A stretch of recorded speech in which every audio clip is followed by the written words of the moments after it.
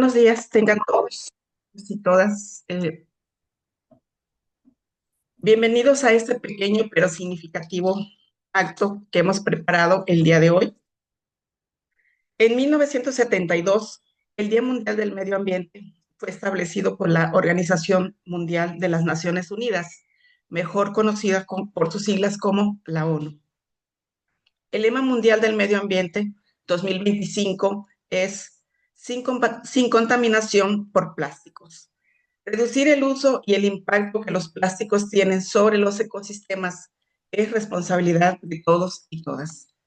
A continuación, cedo el uso de la palabra al maestro en ciencias, Víctor Hugo Tlapalcoyoa Francisco, quien presentará a nuestros invitados. Muchas gracias.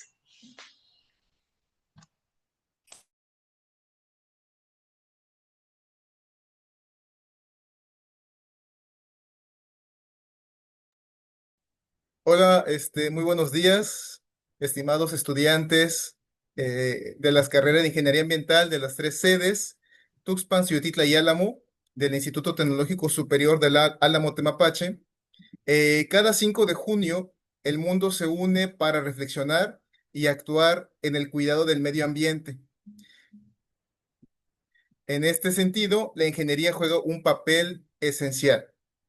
De acuerdo con la ONU, para mantener el calentamiento global por debajo de 1.5 grados centígrados este siglo, debemos reducir la mitad de las emisiones anuales de gases de efecto invernadero para el 2030. Si no actuamos ya, la exposición a aire contaminado aumentará en un 50% en esta década, mientras que los desechos plásticos que fluyen hacia los ecosistemas acuáticos podrían triplicarse para el 2040. Por esta razón, invitamos a cada uno de los asistentes a abordar estos problemas de carácter urgente para proteger y conservar nuestro planeta. Para ello, sus maestros y maestras de la División de Carrera de Ingeniería Ambiental, jefes de carrera y directivos, hemos preparado para ustedes este ciclo de conferencias magistrales con la participación de expertos en temáticas de producción de energías renovables y electromovilidad, con la finalidad de contribuir en su formación profesional. Agradecemos la presencia de las personas que nos acompañan: el doctor Gilberto de Jesús Corroferia, encargado de la Dirección General del ITSAT; doctor Irán Alejandro Juan Martínez, encargado de la Dirección Académica del ITSAT; jefes y jefas de los departamentos que integran el área académica, jefaturas de carrera, desarrollo académico, estudios profesionales y subdirección de posgrado e investigación. A continuación, cedo la palabra al doctor Gilberto de Jesús Corroferia, director general del ITSAT, quien brindará unas palabras de bienvenida en marco del Día Mundial del Medio Ambiente. Buen día. Muchas gracias. Muy buenos días. ¿Sí me escuchan? Sí, doctor. Muy buenos días tengan todas y todos. Con mucho gusto les damos la más cordial bienvenida a las actividades organizadas en el marco del Día Mundial del Medio Ambiente 2025, una fecha que nos invita a reflexionar sobre nuestro papel como agentes de cambio frente a los retos ambientales que enfrenta nuestro planeta. En nombre del Instituto Tecnológico Superior de Álamo Temapache y del Tecnológico Nacional de México, quiero expresar mi reconocimiento y agradecimiento a quienes hoy nos acompañan: docentes, estudiantes, investigadores e investigadoras, así como a todos los que se han sumado con entusiasmo desde nuestra unidad académica en Xoyotitla, Álamo y Tuxpan. Este día no solo conmemoramos un compromiso institucional con el cuidado del medio ambiente, sino también reafirmamos nuestro deber como comunidad educativa de fomentar la conciencia ambiental, la innovación sostenible y el desarrollo tecnológico responsable. A lo largo de esta jornada tendremos la oportunidad de escuchar a destacadas personalidades del ámbito científico, como la doctora Karina Janet Salazar Burgos y al maestro Jesús David Burgos Quirós, quienes compartirán conocimientos valiosos sobre energías limpias, residuos orgánicos y electromovilidad, temas fundamentales en la lucha contra el cambio climático. Que este día, jóvenes, sirva para renovar nuestras convicciones para dialogar, aprender y actuar, porque solo con el trabajo conjunto, la ciencia, la educación y el compromiso social podremos construir un futuro más justo y sostenible para todas y para todos. Sean bienvenidas y bienvenidos a este esfuerzo colectivo por el cuidado de nuestra casa en común. Muchas gracias. Gracias, doctor.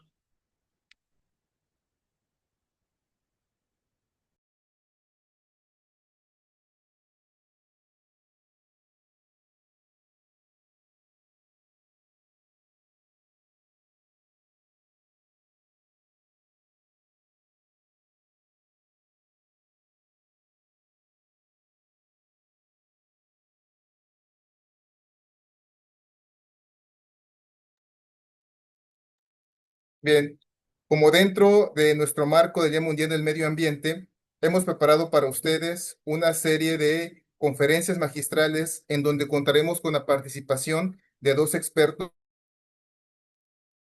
en diferentes temáticas. Como como primera conferencia tenemos para ustedes la presentación de una destacada investigadora.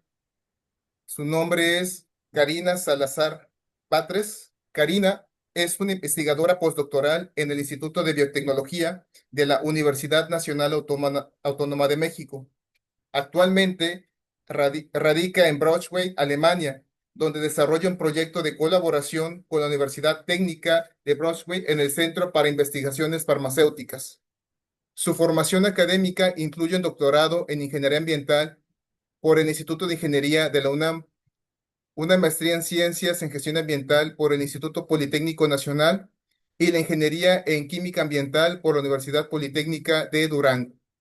Su trayectoria se ha caracterizado por un enfoque interdisciplinario en ingeniería en bioprocesos, integrando conocimientos de microbiología, bioinformática, termodinámica, mecánica de fluidos y modelación matemática para abordar problemas ambientales y biotecnologías. Durante su tesis doctoral, trabajó en procesos anaerobios de una y dos etapas para la valorización de residuos sólidos orgánicos, con el objetivo de producir hidrógeno y metano. Esta línea de investigación derivó en publicaciones en revistas científicas indexadas, capítulos de libro y colaboraciones internacionales, destacando una colaboración con el Centro de Investigación en Biotecnología Armand Frappier Santé, ubicado en Laval, Canadá. Ha sido profesora de tiempo completo y asesora de tesis de licenciatura en la Universidad Tecnológica de Rodeo y la Universidad Politécnica del Estado de Morelos, impartiendo clase en 7 programas de estudios distintos, liderando proyectos estudiantiles y coordinando actividades para la participación de sus alumnos en congresos nacionales e internacionales. También ha promovido el acceso al conocimiento mediante cursos y ponencias dirigidos tanto a públicos especializados como generales. Cedo la palabra a la doctora Karina Salazar, quien nos presentará la conferencia titulada El rol de los metales traza en la producción de hidrógeno y metano a partir de residuos sólidos orgánicos en procesos discontinuos. Para ello, chicos, al término de la conferencia se podrán recibir preguntas para nuestra ponente. Sin más preámbulos, cedo la palabra a la doctora Karina Salazar. Buen día. Muchas gracias al profesor Víctor por la presentación. ¿Sí me pueden escuchar? ¿Todo bien? Sí, doctora, Sí, la doctora, escuchamos sí bien. se escucha. Y bueno, voy a compartir la presentación.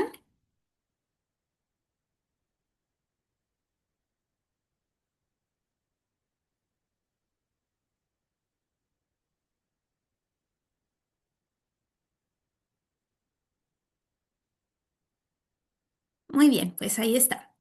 Muchas gracias nuevamente por la presentación, por la invitación a este ciclo de conferencias. Y pues me da muchísimo gusto que están celebrando el Día Internacional del Medio Ambiente en compañía de sus profesores. Qué bueno que organicen este tipo de eventos para poder tener pláticas, tanto nosotros los que hemos trabajado un poquito más en bioprocesos, como con los estudiantes que van comenzando su etapa en la vida académica y que posteriormente podrán insertarse ya sea en la academia o en la industria. Entonces, me da muchísimo gusto poder participar en este ciclo de conferencias. Y bueno, pues la dinámica de la plática es hablarles un poquito sobre el trabajo que hemos hecho en conjunto con el Instituto de Ingeniería de la UNAM y bueno, ahora en colaboración con el Instituto de Biotecnología de la UNAM, que son dos institutos diferentes, en el que hemos desarrollado pues trabajos extensos en diferentes áreas, pero en la producción de biogás. Y bueno, pues les hago la invitación a que si tienen alguna pregunta o alguna opiniones, comentarios, los pueden hacer por favor. Nada más me avisan para poder detener la presentación y podemos platicar un ratito o ya sea que si quieran esperar hasta el final para poder realizar sus preguntas o poder conversar un poquito acerca del tema.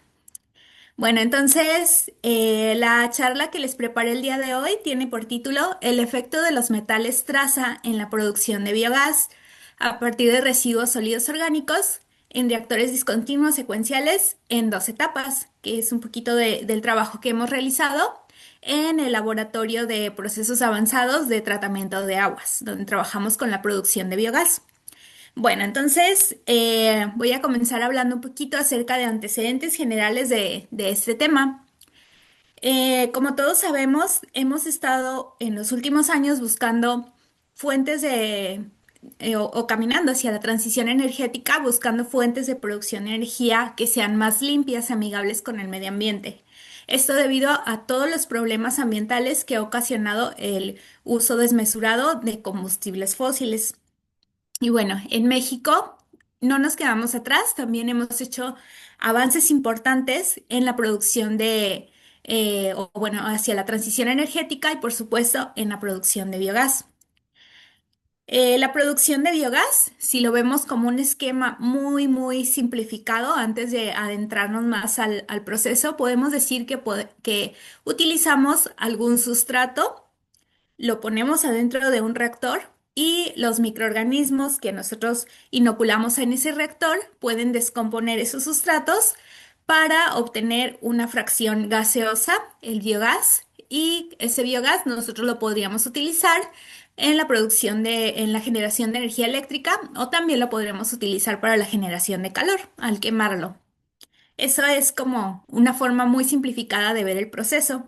Y bueno, en la transición energética, la producción de biogás tiene lugar en la generación de la energía eléctrica, si es que nosotros pudiéramos purificar este biogás para posteriormente utilizarlo. Pero no solamente en eso, sino que también nos da un beneficio extra, ya que nos permite utilizar un residuo, un residuo que se genera y que ya no tendría pues ningún uso, nosotros lo podemos utilizar para tratarlo y producir este biogás y así estamos generando una energía que es más limpia y también estamos tratando eh, los residuos. Entonces, bueno, las propiedades generales del biogás seguramente ya las han leído o las han estudiado en alguna de sus clases.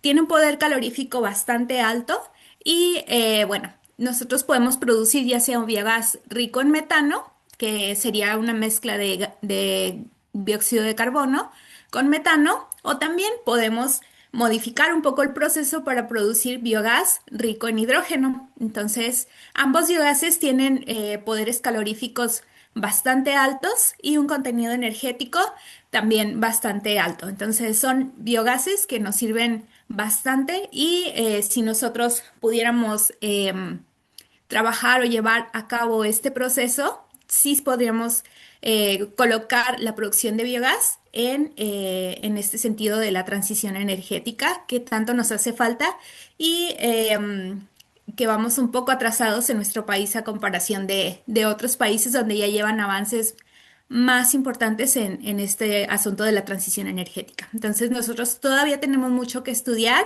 mucho que mejorar en este proceso de biogás y lo más importante que sería implementarlo en nuestro país, llevarlo a la realidad, que no se quede nada más en estudios de laboratorio o igual en lo que escribimos en los libros, sino realmente dar el paso para que para nosotros hacer un aporte a la transición energética. Y bueno, algunos de los residuos que podríamos utilizar, porque se pueden utilizar muchísimos residuos para la producción de biogás. Uno de los que destacan son los residuos sólidos urbanos, los residuos sólidos orgánicos, perdón, que vienen dentro de los residuos sólidos urbanos. Nosotros desechamos los residuos como una mezcla de todo. Entonces, en los residuos que generamos en nuestras casas, puede que vaya una mezcla de plásticos, vidrio, papel, cartón, pero también van residuos sólidos orgánicos. Estos son los que nos interesarían para la producción de biogás. Y se estima que alrededor del 50-60% aproximadamente de los residuos sólidos urbanos corresponden a una fracción orgánica, son residuos sólidos orgánicos. Entonces, es demasiados residuos que tenemos ahí disponibles y que podríamos aprovechar para la producción de biogás.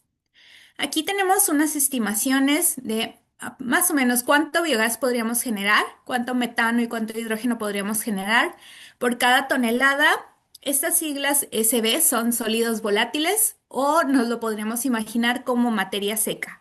Si nosotros lográramos secar estos residuos, podríamos generar entre 13 y 127 metros cuadrados de hidrógeno por cada tonelada de peso seco de residuo o hasta 285 a 420 metros cúbicos de metano por cada tonelada de residuo seco.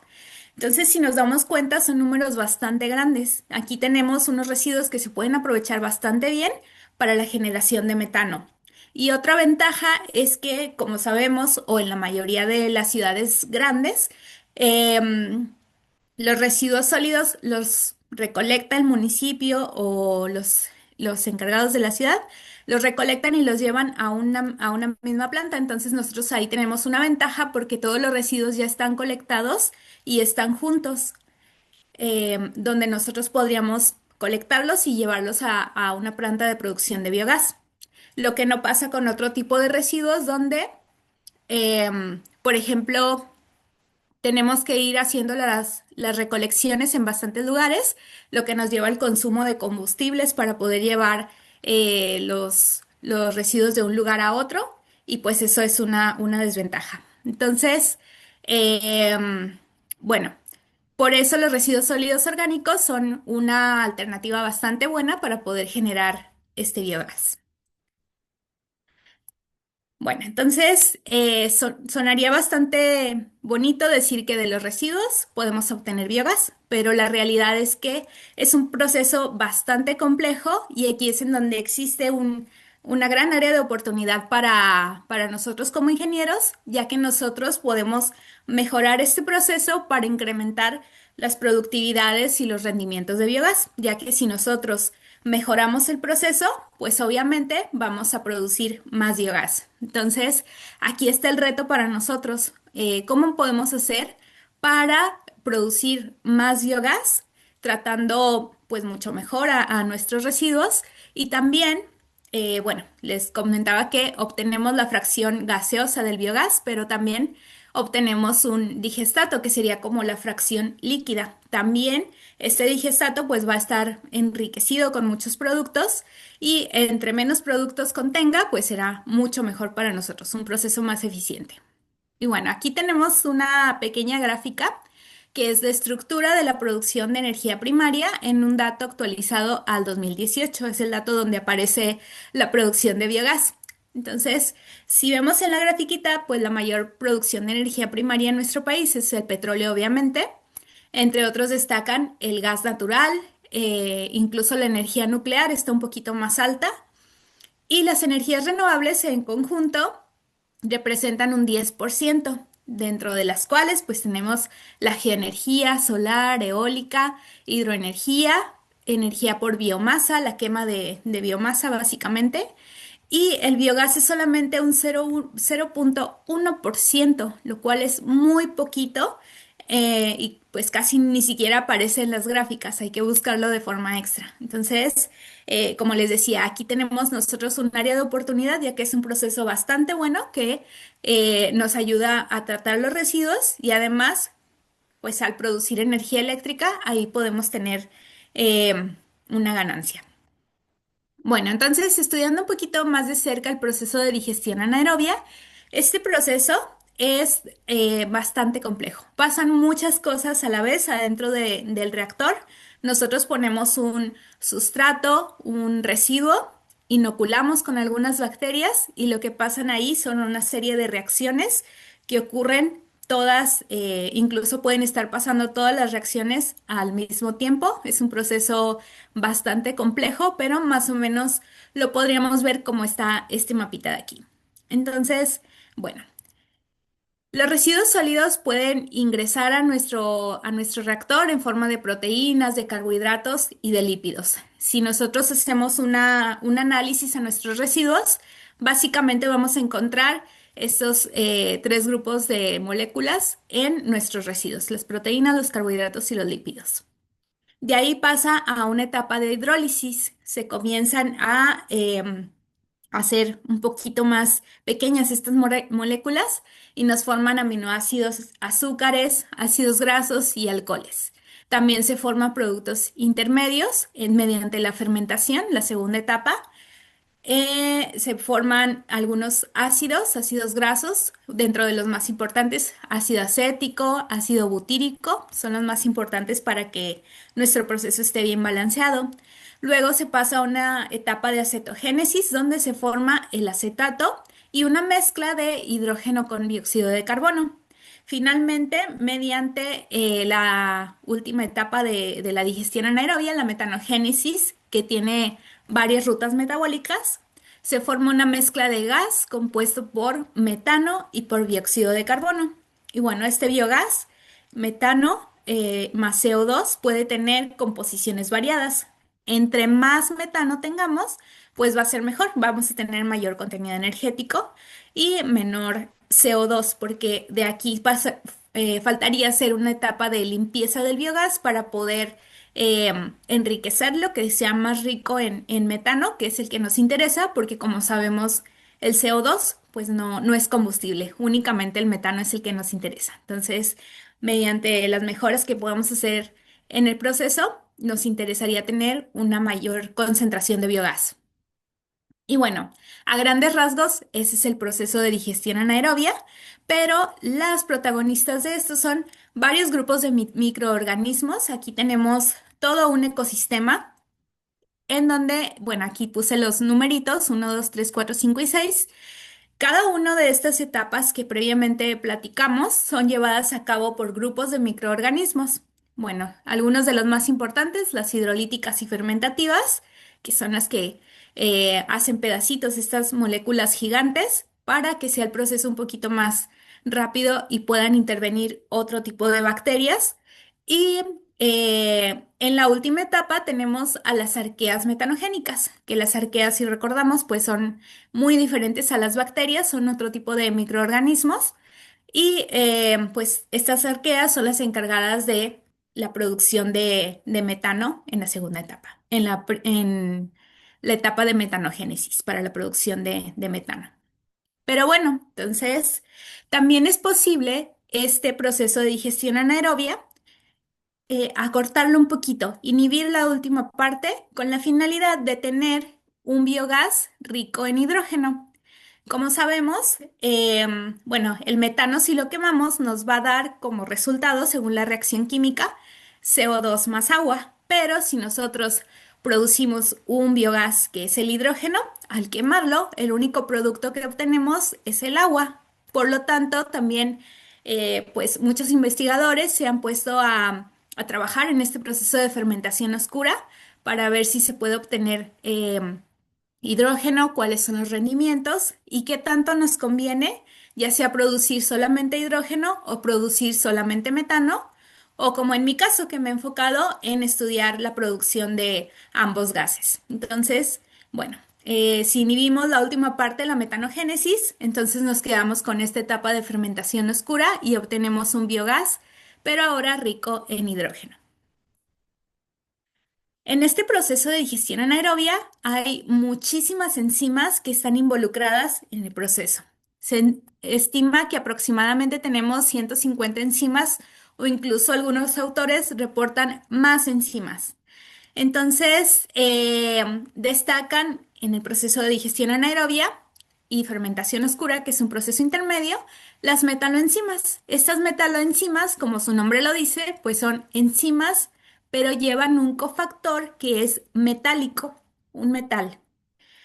Bueno, en el caso de la metanogénesis, se ha identificado que es una de las vías enzimáticas más ricas en metales. Por lo tanto, esto nos ha llevado a preguntarnos, pues, qué tan importantes son los metales en este proceso? ¿De qué manera podrían estar influenciando los metales? ¿Qué pasa si tenemos un exceso de metales? ¿Qué pasa si, por el contrario, casi no tenemos nada de metales en el proceso? Por lo tanto, bueno, comenzamos a observar las rutas metabólicas y aquí no me voy a detener mucho, pero básicamente es para identificar de la ruta metabólica, por ejemplo, para la fermentación oscura, donde producimos hidrógeno, donde se encuentran las metaloenzimas. Y podemos ver que se encuentran pues casi en todas partes de la ruta metabólica, principalmente al final. Y aquí tenemos la producción del hidrógeno y todo lo que se marca en amarillo son las metaloenzimas. Entonces, bueno, en la fermentación oscura, una de las más populares son las hidrogenasas. Y estas hidrogenasas resulta que llevan dos metales en su estructura. Uno es el níquel y el otro es hierro. También hay hidrogenasas que llevan solamente hierro o otras hidrogenasas que llevan un doble átomo de hierro. Entonces, identificamos que las primeras enzimas necesarias o las que requieren, perdón, metales traza para poder sintetizarse son las hidrogenasas en la primera etapa de nuestro proceso. Pero resulta que en la metanogénesis tenemos eh, una, tres rutas metabólicas aquí: acetoclástica, hidrogenotrófica y metilotrófica, y en las tres tenemos identificados la presencia de metales. Y otra vez, uno de los protagonistas es el hierro. Todos estos circulitos rojos es un átomo de hierro que está dentro de un recuadro y cada recuadro representa una enzima. Entonces, solamente es una visualización para que veamos qué tan necesarios son los metales en nuestro proceso. Y bueno, tenemos también al níquel, y el níquel resulta que está aquí en la última etapa para la producción de metano. Si no tenemos níquel, no se puede sintetizar esta coenzima, metilcoenzima M reductasa, por lo tanto, vamos a tener muy limitada la producción de metano. Bueno, esto nos llevó a estudiar entonces qué tantos metales traza necesitamos y eso en qué nos va a influir en la producción de biogás. Y bueno, lo que nosotros encontramos fue que tenemos la producción de metal aquí en esta grafiquita, en el eje Y en el eje X tenemos la dosis de metales traza. Bueno, si nosotros añadimos una concentración muy pequeñita, puede ser que no pase nada, vamos a tener la misma producción de biogás. Si nosotros incrementamos un poco más las dosis, tenemos entonces un área donde el proceso se estimula y tenemos una mayor producción de biogás. Pero si nosotros nos pasamos un poquito más con las dosis, resulta que los metales son tóxicos para los microorganismos y inhibimos totalmente el proceso. Por lo tanto, es súper importante encontrar pues esta zona donde nuestro proceso está funcionando muy bien y nosotros podemos incrementar los rendimientos de biogás, pero sin llegar a la etapa de toxicidad. Bueno, aquí nos hicimos nosotros tres preguntas. Primero, ¿cuál es el efecto del níquel en la producción de biogás rico en hidrógeno en el proceso de fermentación oscura? También, si es posible incrementar la producción de biogás rico en metano usando fluentes acidogénicos que estén enriquecidos con metales traza como sustrato. Y también si existen algunos efectos en las comunidades microbianas al añadir metales traza en el proceso. Y bueno, pues nosotros nos dimos a la tarea de investigar esto, primero recolectando los residuos. Fuimos a un mercado de abastos donde tienen un área de desperdicios donde toda la fruta y verdura que no se logra vender, que se les pasa, la recolectan y eso va directamente pues a los residuos, ya no se le da ningún tratamiento. Pero bueno, como les decía, pues para nosotros es un excelente sustrato para la producción de biogás porque todos los residuos que vemos aquí, que son principalmente frutas y verduras, están ricos en carbohidratos. Y esos carbohidratos resulta que a las bacterias hidrolíticas y fermentativas pues son su alimento favorito. Entonces, para nosotros son un excelente sustrato para la producción de biogás.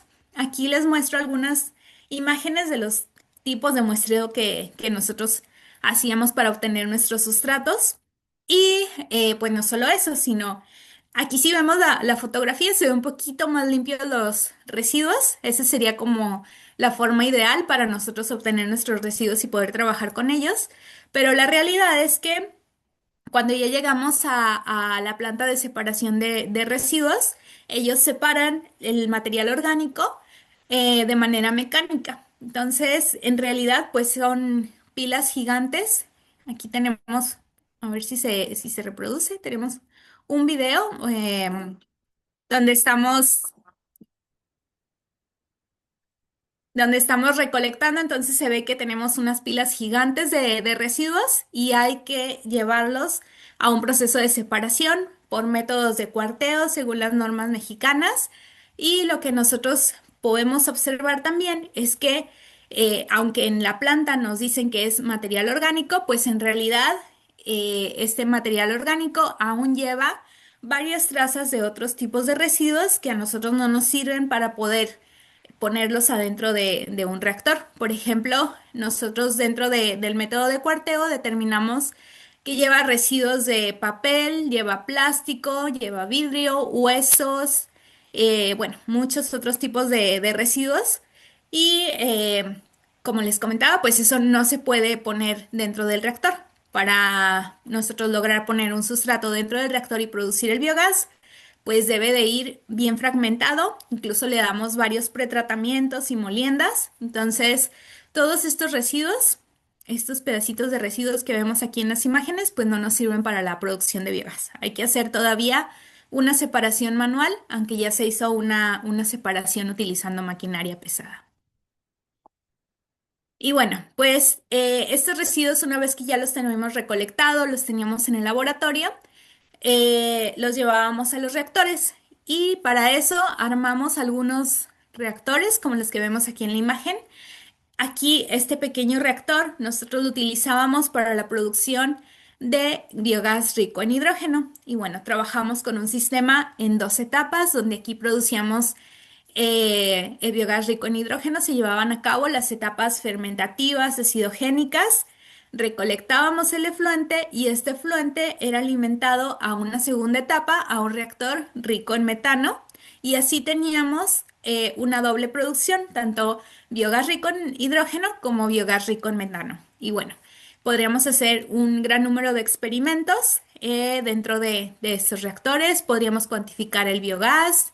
Aquí tenemos algunos frasquitos que nos sirven para secar, que no se nos vaya nada de líquido hacia la cuantificación del biogás. Y bueno, como pueden ver también tenemos varias bombas, tenemos control para el pH, también tenemos control de temperatura mediante baño, intercambio de calor. Y bueno, son las condiciones que tenemos que darle a nuestro proceso con la finalidad de que pues tengamos todo bien para que las bacterias puedan llevar a cabo su metabolismo y al final tener un biogás. ¿Qué fue lo que nosotros encontramos? Pues bueno, primero les voy a mostrar algunas grafiquitas de algunos experimentos que hicimos. Aquí, como les comentaba, era importante cuantificar cuánto níquel podemos ponerle a nuestro proceso con la finalidad de incrementar la producción de biogás, en este caso de biogás rico en hidrógeno. Y bueno, nosotros probamos varias concentraciones. Cuantificamos los miligramos de níquel requeridos por cada gramo de biomasa seca.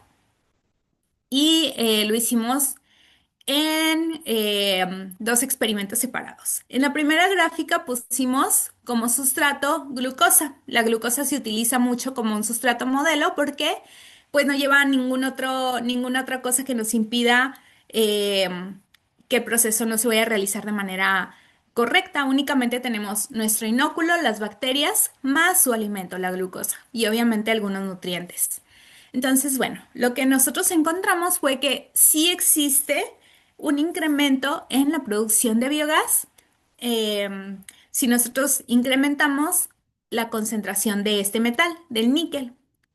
Y bueno, entonces era un resultado que nosotros estábamos esperando y estábamos bastante animados porque pues sí logramos incrementar un poco la producción de biogás. Pero al llevarlo ya a un sustrato real, como es el caso de la gráfica B, aquí nosotros pusimos residuos sólidos orgánicos. Entonces esperábamos tener la misma tendencia, que al agregar más metal, pues obtuviéramos una mayor producción de biogás. Y resulta que no fue así.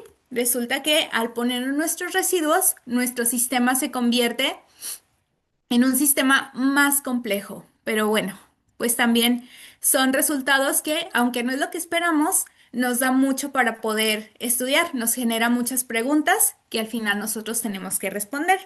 Por ejemplo, aquí les comentaba, la glucosa es un sustrato que se disuelve en agua y queda totalmente eh, disuelto, disponible para que los microorganismos puedan tomarlo. Pero si nosotros ponemos un sustrato que es mucho más complejo, lleva muchas partículas disueltas, eh, pues no alcanzamos a molerlo totalmente. Entonces este sustrato particulado, pues es mucho más complicado para los microorganismos si no lo logran aprovechar por completo. Adicionalmente, si nosotros le agregamos el níquel, puede ser que estemos influyendo en que los residuos ya traigan alguna concentración de estos metales por sí mismos y nosotros les estemos poniendo todavía más metales, lo que puede causar, como les comentaba, también una inhibición. Entonces son de las cosas que nos encontramos por el camino y que pues buscamos solucionar. Y bueno. Cuando llevamos el proceso a un reactorcito, también estudiamos diferentes concentraciones de níquel, agregándole el níquel al reactor y estudiando cuál era la producción. Y bueno, tuvimos más o menos unos resultados similares a los que les mostraba anteriormente, porque cuando no agregamos níquel, pues tuvimos una mayor producción de biogás y cuando le pusimos la primer concentración de níquel de 0,1 miligramos y 0,5 disminuyó un poco la concentración.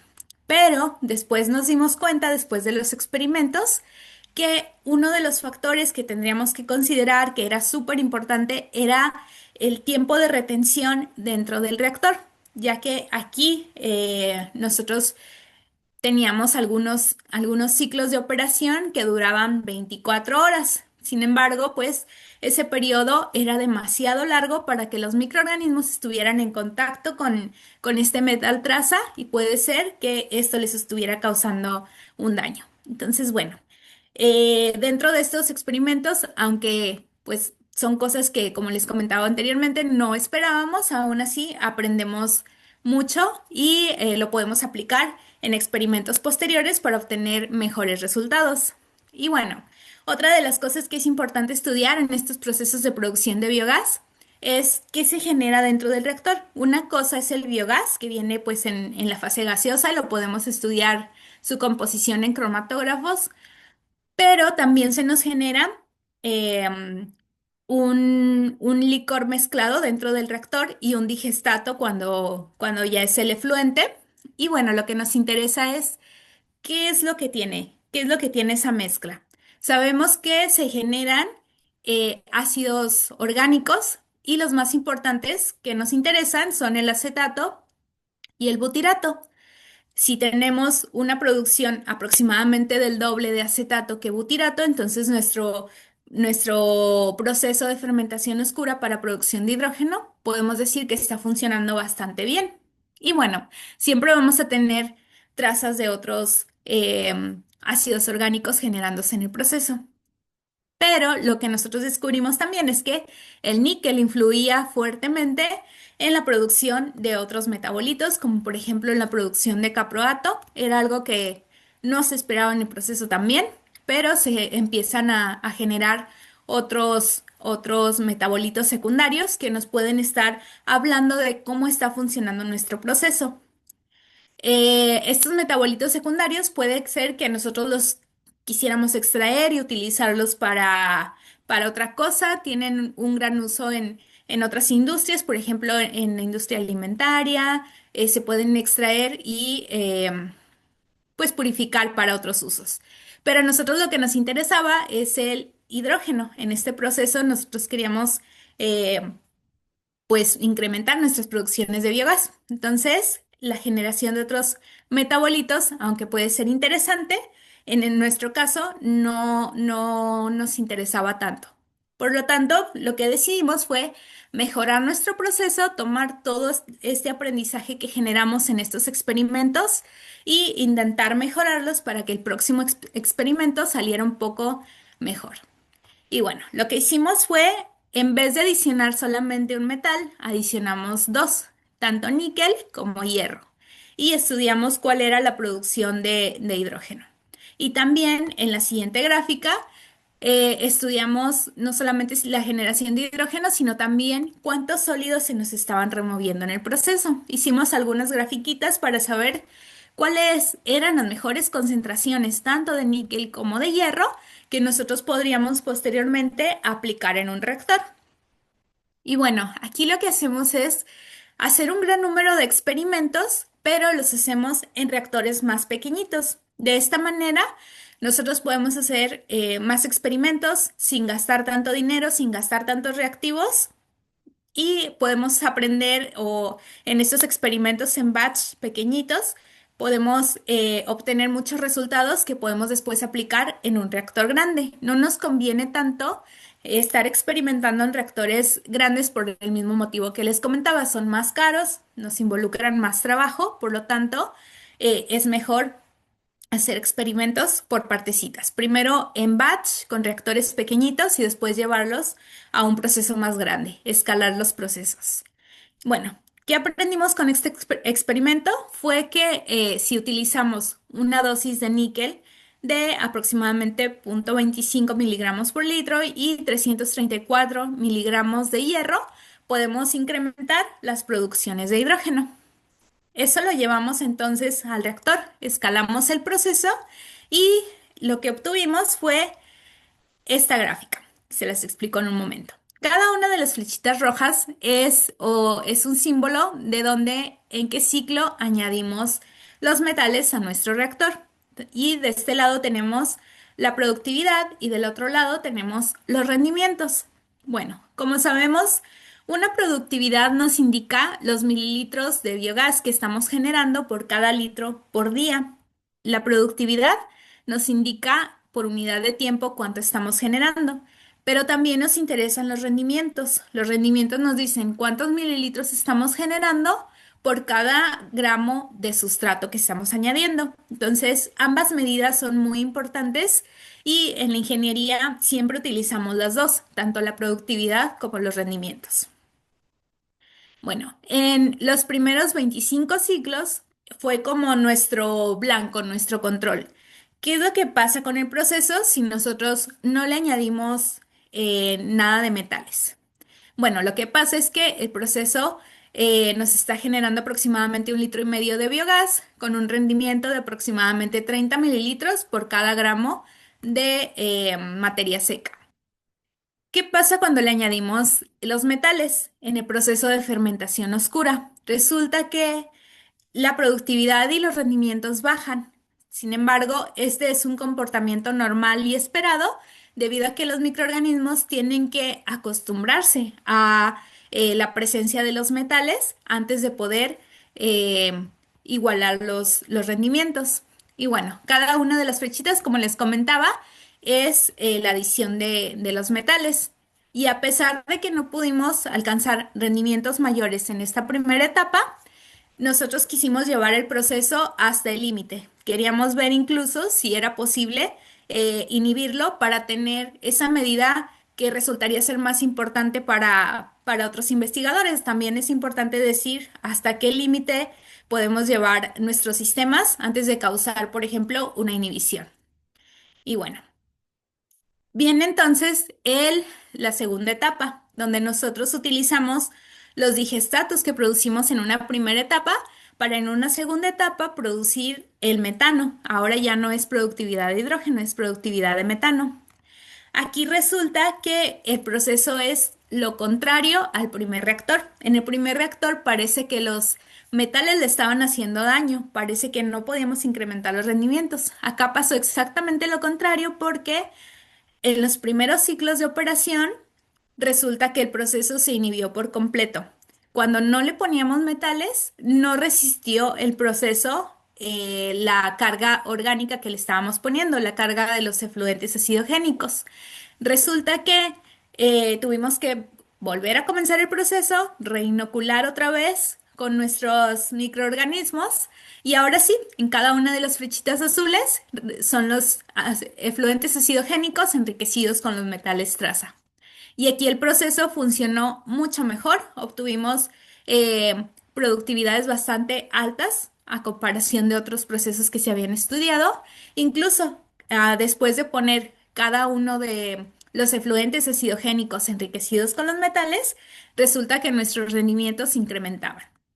Eso nos dio la pauta a, pues decir o poder evaluar cuánto nos ayudan los metales traza, principalmente en la segunda etapa, en la etapa de producción de metano, donde las arqueas metanogénicas requieren estos dos metales, tanto el hierro como el níquel, para poder crecer y para la síntesis de las enzimas, que son finalmente las que nos dan el producto que nosotros estamos buscando, en este caso, el metano. Y bueno, ahí ya pudimos estimar cuáles son las concentraciones y supimos que era totalmente bueno en la segunda etapa poder agregar estos metales traza. Y también queríamos saber cómo nos afectan estos metales o cómo nos ayudan también en las comunidades microbianas. Entonces, bueno, aquí tenemos una grafiquita de la composición de los microorganismos que tenemos dentro del proceso. En las barras azules, estas primeros 5 barritas azules representan los microorganismos que tenemos en el reactor fermentativo y acidogénico. En la primera etapa, donde nosotros estábamos produciendo biogás rico en hidrógeno.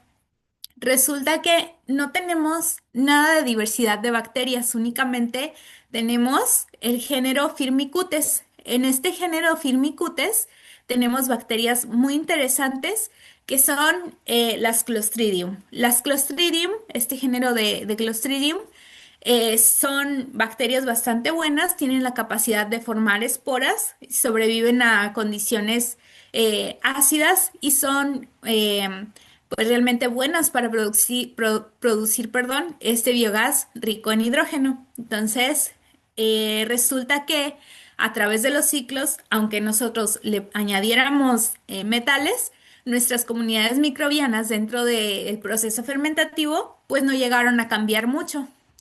Sin embargo, en el proceso de producción de metano en una segunda etapa, aquí sí podemos ver bastantes cambios en las comunidades microbianas. También tenemos la presencia de firmicutes, pero también vemos cómo van cambiando, por ejemplo, en el color naranja, otros géneros de bacterias, las cuales se pueden estar beneficiando un poco más de la presencia de los metales.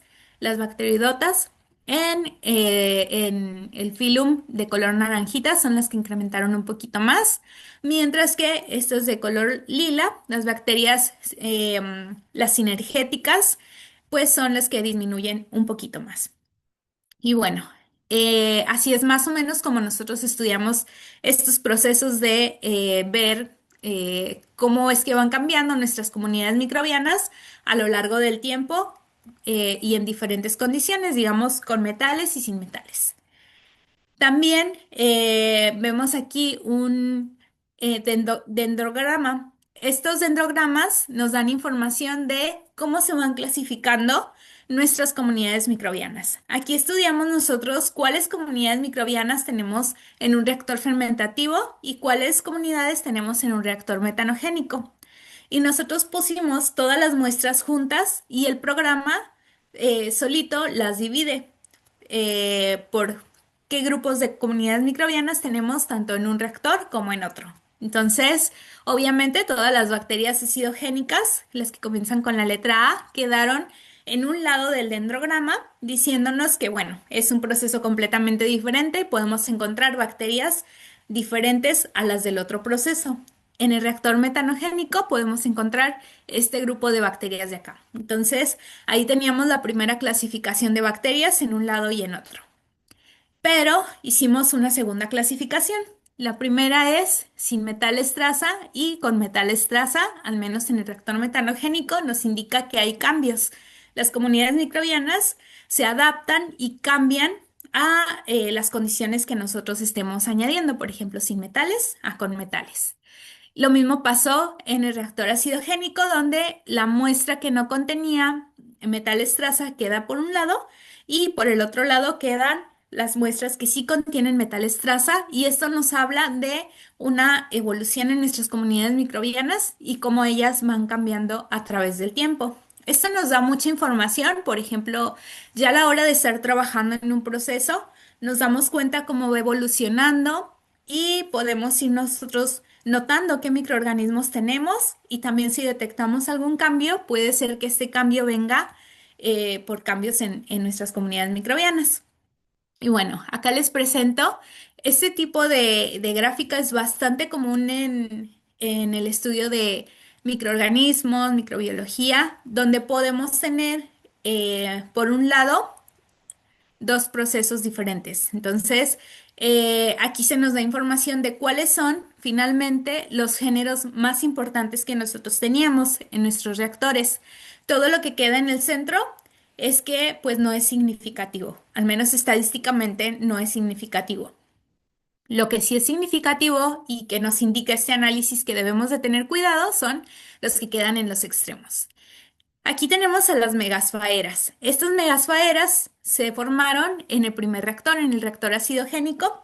Y si ustedes recuerdan, en las primeras grafiquitas de color azul que les mostraba esas barras, no cambiaron. Esto indica que este género de bacterias pues es bastante bueno, bastante resistente, y no le importaron los cambios que nosotros hiciéramos en la adición de níquel o de hierro. Las megasfaeras colonizaron totalmente el reactor. Y bueno, por otro lado está el reactor metanogénico, donde aquí sí hubo varios cambios. Tenemos varios tipos de microorganismos. Nos llamaron la atención estas bacterias sintotróficas, que pues son bacterias que nos dan una buena señal que estén en el reactor, porque significa que tenemos, o nuestro reactor tiene una buena salud y estamos haciendo una muy buena operación de nuestro reactor. Y bueno, pues más o menos así es como realizamos nosotros el estudio de las comunidades microbianas dentro de los reactores, con la finalidad de que nos den a nosotros información sobre lo que está ocurriendo dentro de nuestros procesos. Al final, pues, ¿qué fue lo que aprendimos? Tenemos un proceso convencional, un proceso en donde tenemos un sustrato, alimentamos al reactor, tenemos un efluente o un digestato y tenemos la producción de biogás rico en metano. Ese es un proceso convencional, pero nosotros no nos queremos quedar con un proceso convencional, queremos mejorar el proceso, proponer alternativas con la finalidad de hacer estos procesos más eficientes. Por lo tanto, si nosotros ponemos en vez de una sola etapa, si nosotros dividimos nuestro proceso en dos etapas, es mucho mejor. ¿Por qué es mejor? Porque toda esta materia orgánica la podemos transformar tanto en un efluente acidogénico que podemos alimentar a una siguiente etapa y es mucho mejor para los microorganismos.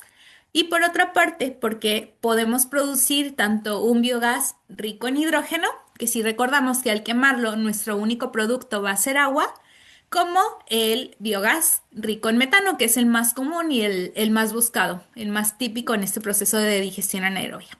Pero bueno, esto es mucho mejor. Pero si le añadimos metales traza al proceso, principalmente aquí en la segunda etapa de producción de metano, pues todavía es mucho mejor. Si aquí en la primera etapa estamos produciendo, por ejemplo, 1 litro de metano, al aplicar esta estrategia podemos duplicarlo, ya tenemos 2 litros de metano. Y si nosotros le agregamos metales traza, al final podemos tener 2.5 litros de metano, incluso más. Entonces, por eso es importante también nosotros aportar a los procesos, no quedarnos con las cosas como se realizan de manera convencional, sino aportar, ver qué ideas se nos ocurren, cómo podemos mejorar el proceso y pues con ideas incluso que parecen un poco extrañas, resulta que podemos tener mayores eficiencias. Y bueno, pues eso sería todo por la charla del día de hoy. Si tienen alguna pregunta, pues me encantaría escucharlos. También si tienen alguna opinión sobre el proceso.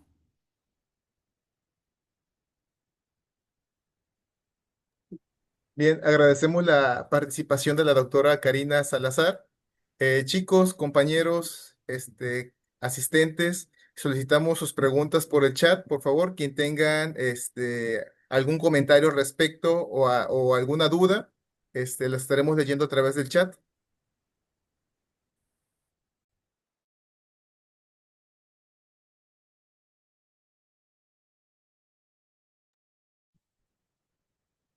Bien, por aquí tenemos una pregunta.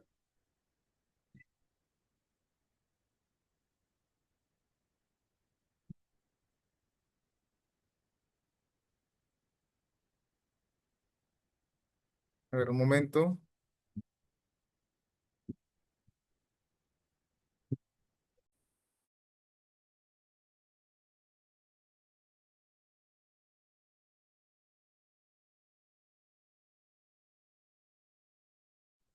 Bueno, por acá preguntan, me mandan un mensaje de WhatsApp, me preguntan que si hay una diferencia en cuanto a las condiciones de operación para producir hidrógeno y metano, si se operan igual los reactores o si se operan diferentes, doctora. ¿Ok? Muy buena pregunta. De hecho, los reactores se operarían de manera diferente. Nosotros para operar ese tipo de reactores tenemos dos parámetros que son súper importantes. Uno es el tiempo de retención hidráulica, el tiempo que nuestro residuo permanece dentro de reactor, y el otro es la carga orgánica. ¿Cuánto le ponemos de materia orgánica al reactor? Entonces, una de las principales diferencias con la primera etapa y la segunda es que para producir hidrógeno es mucho más rápido. Si nosotros hablamos en horas, el tiempo que se necesita para realizar un batch, un lote de producción de hidrógeno, son aproximadamente entre 6 y 8 horas, mientras que la segunda etapa ya lo vemos en días. Pueden ser 2, 3, 4, 5 días. Entonces, esa es una de las principales diferencias que encontramos en el reactor de producción de hidrógeno con respecto al de metano. Y otra es el pH. En la fermentación se nos generan ácidos orgánicos, pero al final son ácidos que disminuyen el pH. Por lo tanto, este reactor opera en condiciones ácidas y este otro reactor opera en condiciones neutras. Muy bien, doctora. Por aquí pregunta Jesús Axel, que se quedó con la duda a qué te refieres con el término de abundancia relativa, respecto a los que son las comunidades microbianas. Muy bien, voy a regresar. Para estudiar las comunidades microbianas, utilizamos varios términos. Primero, hacemos el análisis de una muestra completa. Dentro de ese análisis, lo que nos dice es, poniéndolo en un porcentaje, si el 100% de bacterias que tenemos, a qué género o a qué filo corresponden. Entonces es más como un porcentaje. Si de 100 bacterias, ¿cuántas son Clostridium? O cuántas son Bacillus, por ejemplo. Entonces lo vemos como abundancia relativa, y abundancia absoluta sería ya, puede ser por número de bacteria o por número de unidades que nosotros estemos contando. Ahí ya sería una cuenta un poco más directa. Pero si nosotros lo vemos así como abundancia relativa, podemos ver fácilmente, identificar quién está dominando nuestro proceso.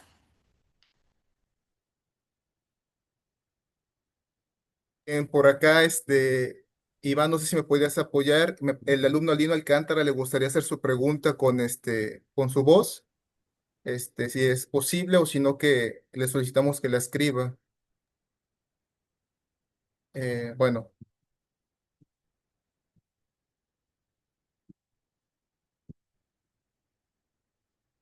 Lino, ¿estás ahí?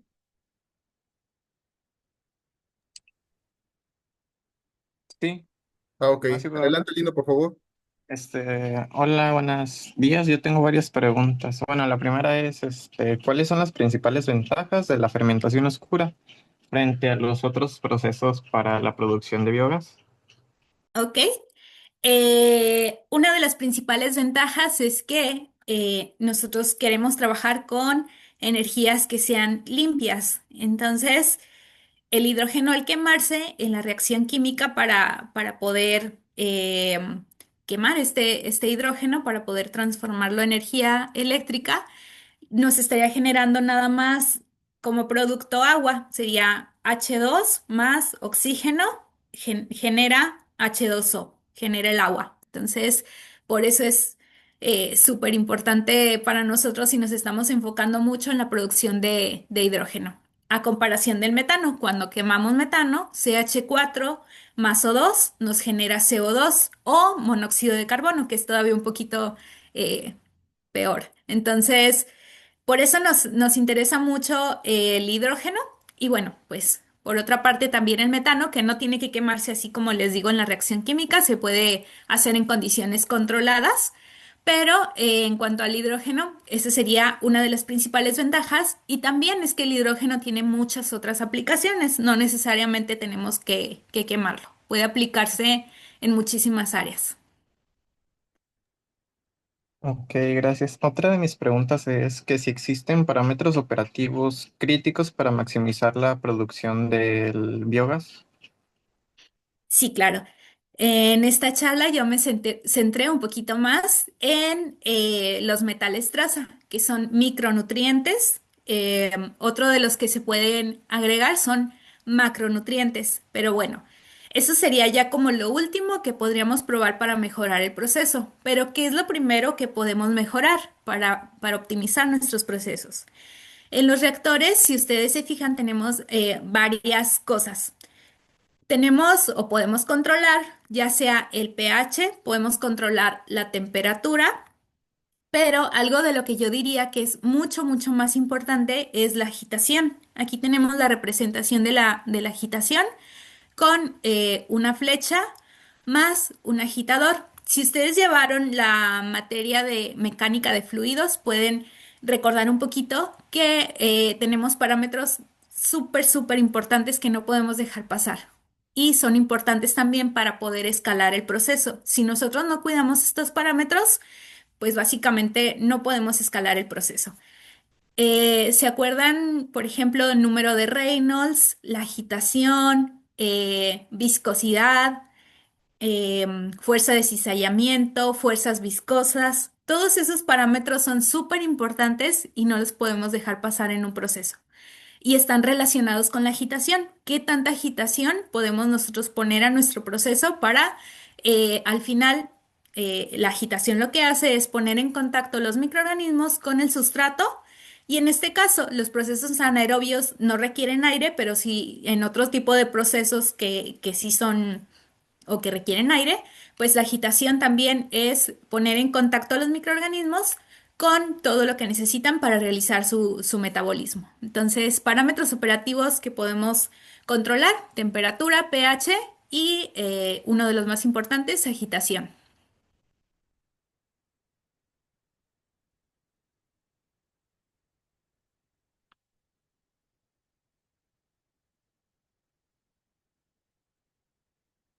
Ok, tenemos más preguntas por el chat. Gracias, Lino. Gracias, doctora. Me Creo faltaba que... uno, Ah, no sé ok, si te Lino. interrumpo. Este, eh, ¿Cuál es la interacción de los metales traza con los componentes químicos en el digestor? Con los componentes químicos. Esa es una pregunta un poco compleja porque puede depender de muchos parámetros, ya sea dependiendo de, por ejemplo, si lo ponemos en el reactor acidogénico, lo ideal es que se adicionaran estos metales en un medio neutro ya que en otro tipo de condiciones podemos generar la precipitación de los metales o su cambio de especie química. Ya no sería níquel 2, sino puede ser alguna otra cosa. El níquel puede reaccionar con alguno de los componentes y formar otro compuesto. Y lo que nos interesaría es que estuviera el metal biodisponible para los microorganismos, pero es un poco complicado saberlo. Requeriríamos tomar numerosas muestras en el reactor en diferentes momentos y ver en qué se convirtió la especie química. Prácticamente ya en la operación no es tan conveniente o no es tan viable estar tomando tanto número de muestras. Más bien lo que hacemos, si sabemos que el níquel puede ser que va a precipitar o que va a reaccionar con otros componentes, sería utilizar técnicas como por ejemplo el uso de agentes quelantes como el EDTA, por ejemplo, que sabemos que nos ayudan con la biodisponibilidad de los metales. Los agentes quelantes atrapan los metales y los protegen para que, digamos, no reaccionen con otro tipo de sustancias, con otro tipo de agentes químicos. Y ahora sí los guardan para que estén disponibles para los microorganismos. Pero es bastante complicado de saber y depende de muchos factores. Gracias por contestar. Bien, bueno, sí tenemos dos preguntas en el chat, pero por el tiempo, se las vamos a hacer llegar a la doctora Karina. Agradecemos a todos los participantes por sus preguntas. Bueno, no sé, maestra Esther, si hay tiempo para una pregunta más o si procedemos con la entrega de reconocimiento a la doctora Karina. Hola, maestro. Pues sí, están muy interesantes las preguntas, ¿verdad? Y tenemos varias ahí que se nos van a quedar pendientes, doctora. Excelente presentación, muy clara y sencilla su explicación. Agradecemos mucho, ¿verdad? Pero pues sí, estamos ya sobre el tiempo y pues ya tenemos también el otro ponente que está en la lista. Entonces, vamos a proceder a hacer la entrega de la constancia por parte de nuestro director académico, el doctor Iram Alejandro. Muchas gracias. Buenos días a todos. Muchas gracias, doctora Karina. Muchas gracias a los estudiantes tan... Y vamos a entregar el reconocimiento. Dice, el Instituto Tecnológico Superior de Álamo de Mapache otorga la presente constancia a la doctora Karina Janet Salazar Batres por haber participado en la conferencia titulada El rol de los metales traza en la producción de hidrógeno y metano a partir de residuos sólidos orgánicos en procesos discontinuos, en el ciclo de conferencias por el marco del Día Mundial del Medio Ambiente, efectuado el 5 de junio de 2025 en la sala virtual del ITSAT. Pues un aplauso, chicos, para la doctora y muchas gracias, doctora. Muchas gracias a los chicos por su entusiasmo y tantas preguntas. Muchísimas gracias. Hasta luego. Hasta luego, Muchas doctora. gracias, doctora. Gracias. Continuamos. Muchas gracias, Karina. Saludos.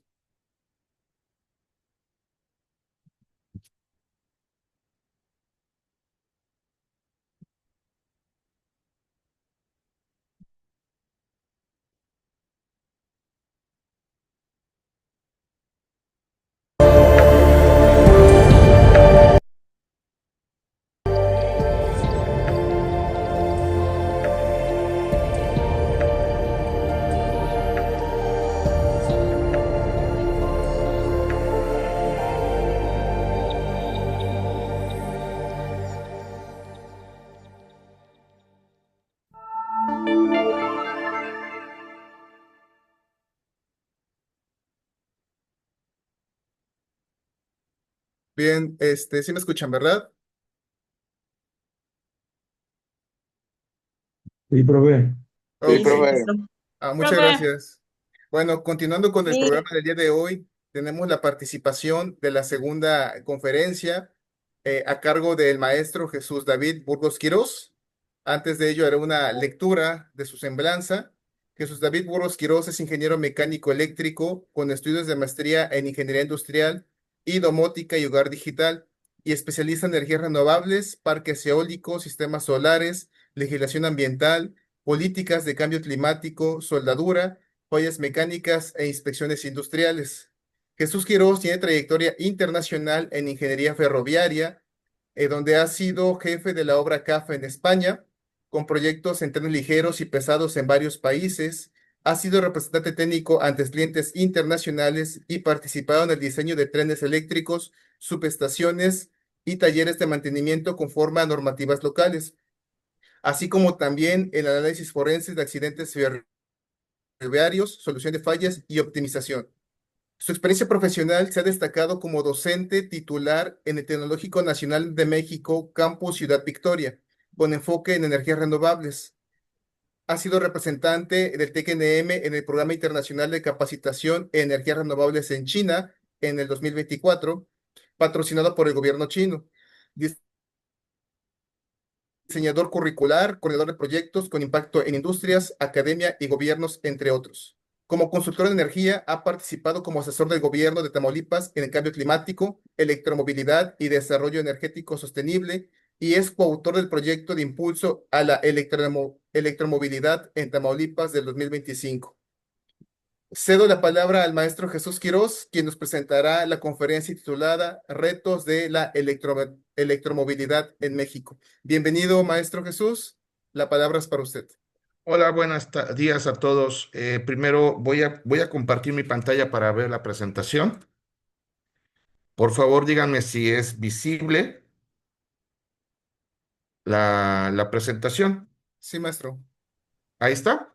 Sí, maestro, ya la podemos ver.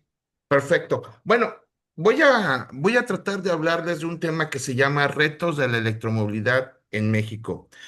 Primer pregunta que le voy a hacer al auditorio es si sabemos qué es electromovilidad. Yo creo que al menos si han escuchado qué es la electromovilidad, es todo lo referente a vehículos eléctricos. Y llámese vehículos eléctricos, las scooters, las motocicletas, los vehículos eléctricos tipo turismo, que vendrían siendo los coches vehiculares que nosotros tenemos, y incluye también lo que son equipos de transporte tanto público como de carga pesada. Entonces, con esta información, tenemos que entender que el tema de electromovilidad es un tema que involucra toda la cadena de distribución y movimiento de cosas, tanto materiales como de personas a través de todo el país. Pero entendamos dos cosas importantes porque son retos. Recordemos que la gasolina trae un impuesto que es parte de lo que nosotros pagamos. Si hay coches eléctricos, entonces va a reducir la cantidad de impuestos que vamos a percibir el Estado por el tema de electromovilidad. Dos, las tarifas eléctricas en tu casa, si tienes un vehículo eléctrico, pues no va a ser lo mismo que estás pagando hoy día, sino que tu tarifa eléctrica se te va a incrementar considerablemente. ¿Por qué? Porque si ya no estás pagando gasolina, pues ahora vas a tener que pagar electricidad. Pero recordemos una cosa, y ustedes no me van a dejar mentir. Me gustaría que ustedes hicieran esta reflexión. ¿Desde cuándo no hemos cambiado el transformador de mi colonia o de mi cuadra? ¿Cuántas veces hemos visto que en una cuadra, en una parte, en una colonia, ya no hay capacidad de poder instalar un clima, por ejemplo? ¿Por qué? Porque ya la zona, pues hay demasiados climas y entonces pues ya no hay factibilidad de poner climas. Ahora imagínate, un coche eléctrico consume el equivalente a 3 casas y media a 4 casas conectarse. Entonces, si en una cuadra hay 3, 4 coches eléctricos, pues es el equivalente a que estaríamos metiendo aproximadamente, si son 3 coches, vamos a poner una media de 4 casas, estamos metiendo 12 casas instantáneamente por esos vehículos eléctricos que están en esa cuadra. Y eso el transformador no va a tener la capacidad para poderlo soportar, y eso significa que la cuadra completa se va a quedar sin luz. Entonces, dicho este preámbulo, pues los retos que tiene México que solventar, pues no son fáciles, son un tema muy complicado porque cada parte del país tiene situaciones y condiciones muy particulares.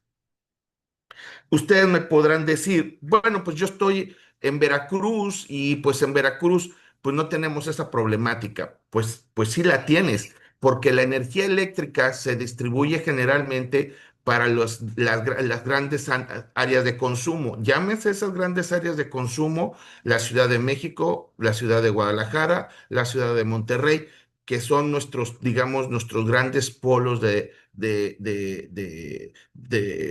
agrupamiento de personas. Y hay que alimentar esas ciudades. Y entonces la situación ya es cuando se complica porque hay que mover energía eléctrica de un punto a otro punto. Significa líneas de infraestructura de transmisión, significa líneas de infraestructura de distribución y significa líneas de carga eléctrica de forma local, ya sea para tu casa, ya sea para el centro comercial, ya sea para la zona de trabajo, el parque industrial, porque si no, ¿cómo hay forma de poder cargar esos vehículos eléctricos? ¿Vale? Otra cosa, me pueden decir ustedes, eh, ¿cómo vamos a solventar la problemática que el vehículo eléctrico, hoy día, un vehículo eléctrico puro son 100 kilómetros de autonomía? Entonces, esa autonomía de 100 kilómetros, pues muchas ciudades están por más lejos de 100 kilómetros. Y no podemos decir, ok, pues imagínense ustedes, yo no tengo idea cuántos kilómetros son desde su ciudad a la Ciudad de México, pero tranquilamente unos 400, 500 kilómetros yo creo que sí son. La norma dice que cada 120 kilómetros debe de haber una electrolinera. Una electrolinera significa una estación en la cual los vehículos eléctricos se tienen que llegar a cargar. Para que sea rentable una electrolinera necesitas por lo menos 6 bombas, que no son bombas de gasolina, serían 6 bombas o 6 tomas eléctricas para eso. Para que ustedes tengan una idea, para poder cargar un vehículo en un periodo de 3 horas, nosotros necesitamos una carga estimada de 100. Vamos a poner un número cerrado para facilitar, de 120 kilowatts hora. Ustedes me pueden decir, bueno, ¿y cuánto es eso? Se los voy a poner así. Sus casas en media andan en 1.5, 1.7 kilowatts de consumo hora. Eso significa que estaríamos hablando alrededor de 10 casas, no, estamos hablando alrededor de 100 casas conectadas para cargar un vehículo eléctrico en 3 horas. Entonces, yo no sé si consiguen dimensionar estas cantidades de energía eléctrica que vas a tener que tener para poder cargar esos vehículos. Ahora bien, incluyamos nosotros el tema de que una planta de generación eléctrica, pues no se construye en un año, en 2 años, eso llevan 5, 6, 7, 8 años para construir una planta de energía eléctrica. Entonces, esto hace que todas las problemáticas que se van a presentar, pues tomen otras dimensiones totalmente distintas. Muy bien. Dando este preámbulo para que entendamos cuáles son los retos de la electromovilidad, pues es complicada. Y luego vamos a poner otro escenario. Yo no sé si han visto en internet qué es lo que pasa cuando una batería de iones de litio es golpeada o atravesada. No sé si han visto que aparece un fuego que casi casi es imposible de extinguir. Además de la problemática de contaminación que esta batería representa si no se tiene un manejo adecuado para el medio ambiente. Muy bien.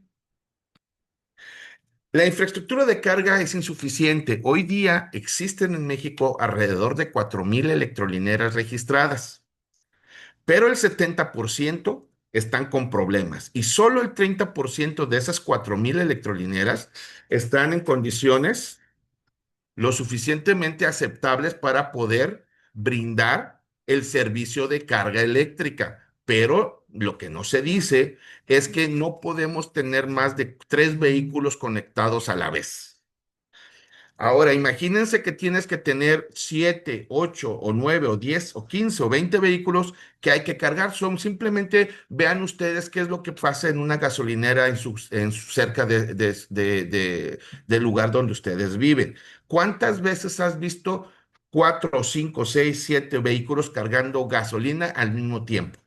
Ahora imagínate que tuviéramos que cargar vehículos eléctricos en ese mismo periodo de tiempo. Sería una cosa bárbara, tanto de energía como de infraestructura necesaria. El marco regulatorio. Hoy día tenemos un marco regulatorio que es el Acuerdo A108, que establece requisitos básicos para infraestructura, pero con vacíos muy importantes legales. O sea, ¿qué significa un vacío? Que nadie sabe qué pasa en ciertas condiciones.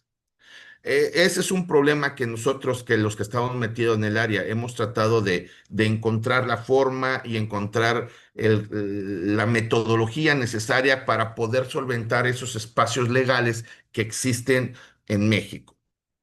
Falta de certificaciones técnicas. Hace falta, no tienen idea ustedes la problemática que tenemos que enfrentar por falta de mano de obra calificada para este sector. Tenemos otro problema. No hay unas tarifas preferenciales, eléctricamente hablando, para que sea lo suficientemente rentable para poder cargar nuestros vehículos eléctricos. Ahora, igual el comentario de algunos de ustedes es, bueno, pues sí que no pasa nada, seguimos consumiendo gasolina. Pues sí, me parece correcto, es un pensamiento muy, muy adecuado y es igual hasta conveniente. Sin embargo, recordemos que México está dentro de una estructura global. Un vehículo de gasolina, un vehículo automotor, algunos vehículos tienen más de 5,000 partes del motor. Y eso en una cadena de producción, pues es muy complicado. Un vehículo eléctrico solamente tiene tres partes en el motor, que es el inversor, que es el motor y que es el control de velocidad. O sea, tres partes contra 5,000, pues no hay forma de competir. Eso significa que al corto tiempo los vehículos eléctricos van a ser mucho más baratos que los vehículos propulsados por combustibles y eso va a generar la gran problemática. La gente va a querer comprar vehículos eléctricos porque es más barato, pero no vamos a poder cargarlos porque no tenemos una estructura para hacerlo. Entonces, ahí va a ser la problemática. Hoy día la presidenta de nuestro país pues trae un proyecto con el Tecnológico Nacional de México y con el Politécnico para construir el coche mexicano eléctrico, Olina. Y es un reto muy importante porque si lo tenemos en las fechas que estamos planeando tenerlo, pues simplemente imagínense la cantidad de estaciones de servicio que tendríamos que tener para poder soportar ese proyecto. Capacidad técnica, especialización universitaria, programas avanzados de electromovilidad. Ese es un tema que es muy importante porque hoy día en México, como tal, no tenemos los programas necesarios para poder enfrentar la problemática. Electromovilidad no solo significa infraestructura eléctrica, también significa manejo de baterías, también significa electrónica de potencia, también significa disposición final de desechos tóxicos, también significa protección civil, cómo los bomberos van a tener que atender este tipo de incendios, qué tipo de equipos van a tener que tener los bomberos para que el bombero pueda apagarlo, qué características va a tener que tener la comunidad para poder evitar accidentes mayores. Entonces, vean, todo eso significa que necesitamos una gran infraestructura estructural para poder llegar a enfrentar los retos que vamos a tener con estos vehículos. Certificaciones técnicas no hay. Aquí parte de una de mis clases de diseño de sistemas de potencia, yo les digo que a mí me da mucha alegría de repente ver que hay proyectos que los hace el señor Lord Toques Toques y los ves que están muy mal hechos, pero alguien los hizo. Y entonces les digo que para el tema de electromovilidad, pues no va a poder entrarse Lord Toques Toques a trabajar. Eso significa que o tenemos el personal capacitado para poder desarrollar este tipo de proyectos, o vamos a tener problemas muy serios de infraestructura y de seguridad eléctrica y de seguridad de instalaciones eléctricas a nivel estatal, municipal, estatal y federal.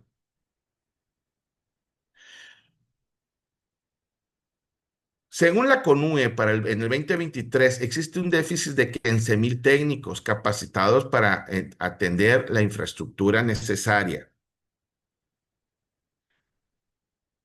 Necesitamos fortalecer. Ahorita estamos trabajando nosotros aquí en Tamaulipas en el tema de ver qué universidades tienen la capacidad para poder implementar programas de electromovilidad, y nos hemos llevado unas sorpresas muy, muy, muy desagradables y otras muy agradables.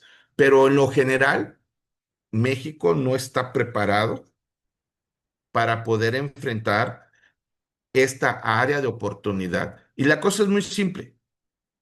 Si no hay técnicos en México, los traemos de afuera. Hay muchos en el mercado internacional. ¿Eso qué quiere decir? Que muchos de ustedes, hoy día alumnos, hoy día ingenieros a punto de terminar sus estudios profesionales, van a perder la oportunidad de trabajo porque no van a tener las habilidades ni las capacidades para poder entrar a un mercado sumamente tecnificado. Y eso representa que no vas a poder tú tener salarios muy competitivos. Coordinación interinstitucional limitada. Esto es bien importante porque como que la gasolina, como ya es parte de nuestro día a día, no entendemos todas las ramificaciones que esto implica para poder tener gasolina en tu vehículo. Ustedes pueden pensar, "Oh, pues, ¿cuál tanta diferencia hay o qué tanta problemática se puede presentar? Es conectar un cable". No, ese es el problema. Los conductores eléctricos que se necesitan, los transformadores que se necesitan, las líneas de distribución que se necesitan, tranquilamente podríamos electrificar el país sin problema, pero vamos a tener que tener esa infraestructura disponible solo para cargar vehículos eléctricos. Para que ustedes tengan una idea general de lo que está pasando, a la hora que hemos estado hablando con la Secretaría de Energía y hemos estado hablando con las diferentes cámaras y los diferentes actores políticos del Estado, nos dicen, es que no habíamos pensado que podía implicar todas estas cosas. Le decimos, pues es que precisamente es una de las problemáticas que estamos viendo.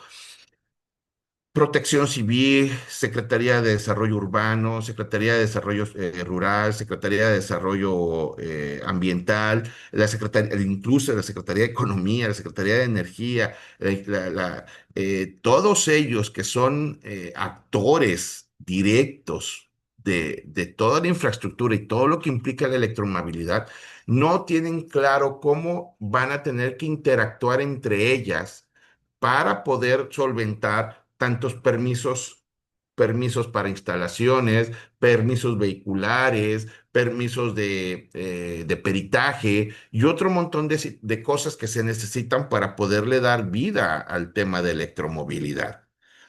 Las problemáticas que representa es y más de una vez en varias mesas que nos hemos sentado para poder platicar al respecto, tiene que ver con el tema de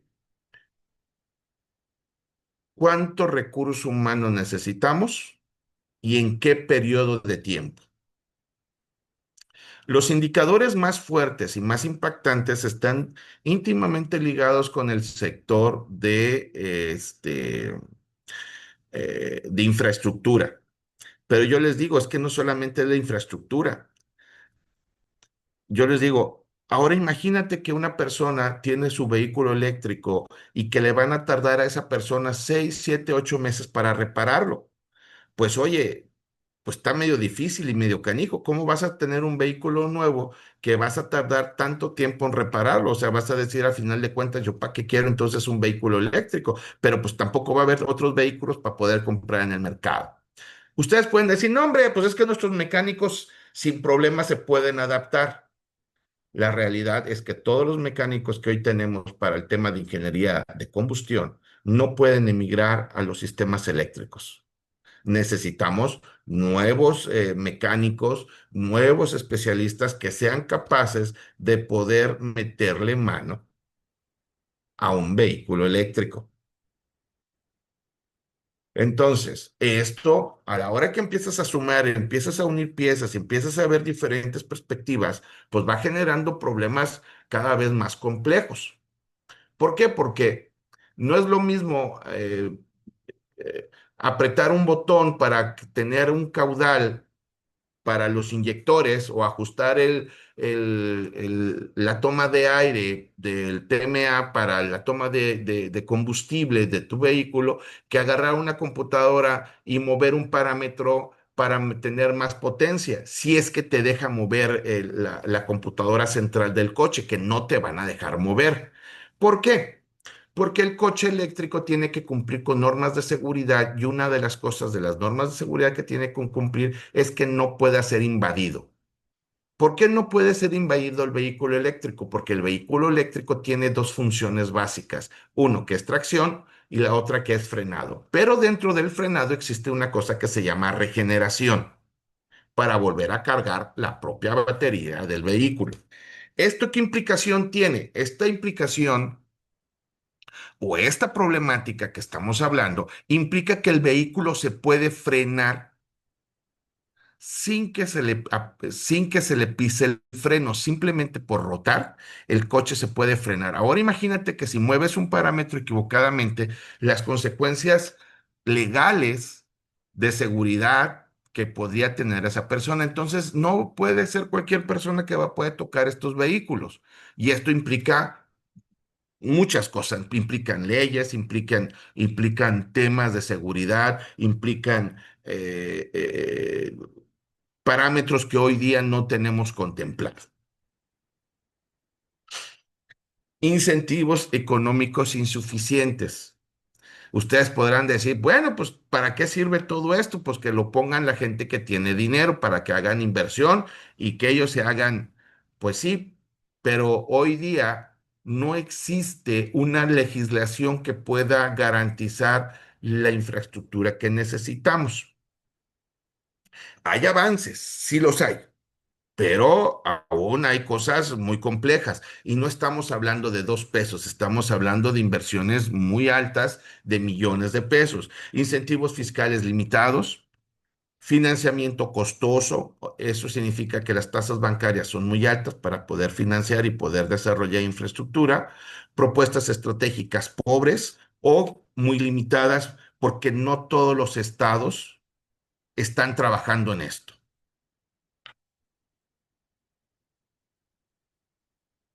Bueno, ahora, ¿se acuerdan que les estaba comentando del tema de, de que necesitamos coches eléctricos para poder trabajar infraestructura, plantas de generación? Pues aquí tenemos más o menos una proyección de los crecimientos que esperamos para el próximo, de aquí a 5 años, que ahorita el número mágico es 2030, que es, eh, necesitamos por lo menos un crecimiento promedio del orden del 10 al 15% en plantas de generación para el 2030. Si se recuerdan, les dije que tener una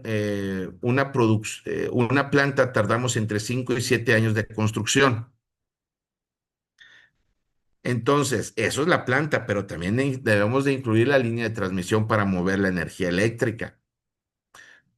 Pues es que, oiga, aquí fuera de mi casa hay unas líneas eléctricas, pues ahí nos conectamos. No se puede porque hay una cosa que se llama densidad eléctrica, que es potencia, que los conductores eléctricos están calculados para poder mover cierta cantidad máxima de corriente eléctrica por ese conductor. Si movemos más que esa capacidad, lo que pasa es que los conductores eléctricos se degradan, se queman y se funden. Muy bien. Gestión de baterías. el uso primario del vehículo. Las baterías tienen una vida útil que ronda entre los 8 y 10 años en vehículos eléctricos, manteniendo hasta un 80% de su capacidad original. Ustedes me van a poder decir, pues oiga, pues entonces podemos ocuparlo más tiempo. No, porque si tenemos un rendimiento menos del 80%, ya no es fiable que el vehículo eléctrico ande rodando en las calles. Pero esa batería todavía tiene vida útil. Entonces, hay que hacer un trabajo de retrofit o de actualización a la batería para poderla ocupar como banco de baterías de respaldo del sistema eléctrico y o como un sistema secundario de respaldo. Y todo eso es para la propia electromovilidad. Necesitamos respaldar también todo lo que se refiere a la energía eléctrica, de energías renovables que no hemos hablado, porque mucho de estos temas de electromovilidad tiene que ver con las energías renovables y con las energías limpias. Segunda vida, ¿hacia dónde?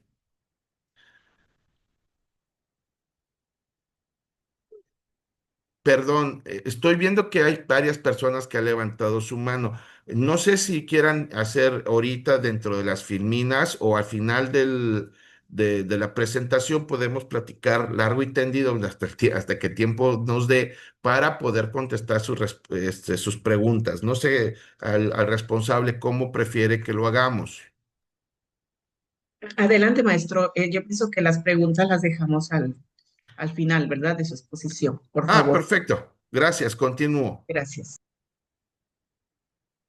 Entonces, la segunda vida, ¿en qué lo vamos a poder ocupar? Pues va a haber baterías que las vamos a ocupar para el tema de infraestructura energética, pero va a haber otras baterías que no las vamos a poder ocupar y que tenemos que deshacerlas y que te vamos a tener que hacer un retrofit para poder tener una capacidad.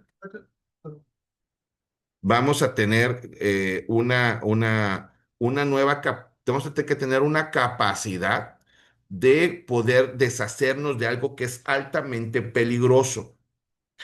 Hoy día ya hemos visto, la experiencia nos ha dicho que las baterías no hay una infraestructura ni hay un sistema que pueda respaldarlo. Yo nada más te voy a hacer esta pregunta.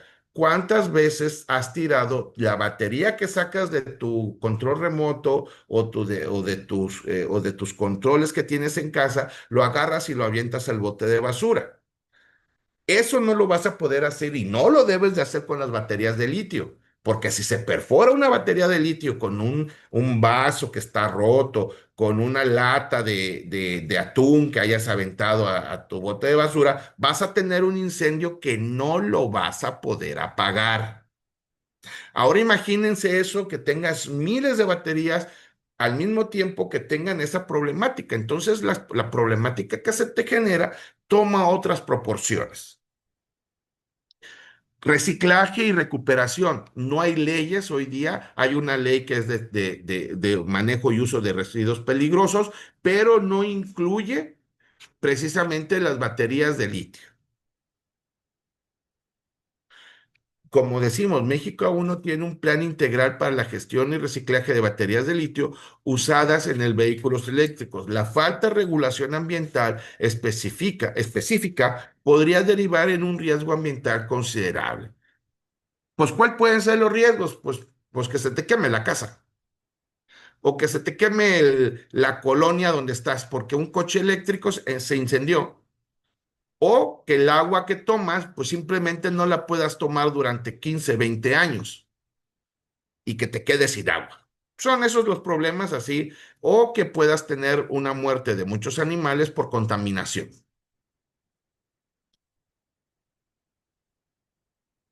Los accesos equitativos y justicia social.